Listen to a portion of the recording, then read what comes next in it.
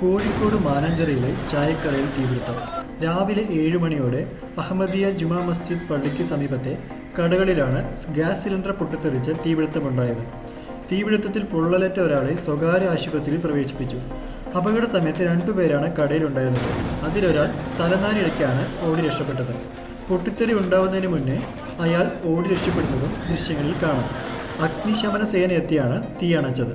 അഹമ്മദിയ പള്ളിക്ക് സമീപത്തെ TBS വ്യാപാര സമുച്ചയത്തിന് മുന്നിലുള്ള പഴയ കടയിലാണ് ആദ്യം തീപിടുത്തമുണ്ടായത്. തുടർന്ന് മറ്റു 3 കടകളിലേക്ക് തീ വ്യാപിക്കുകയായിരുന്നു.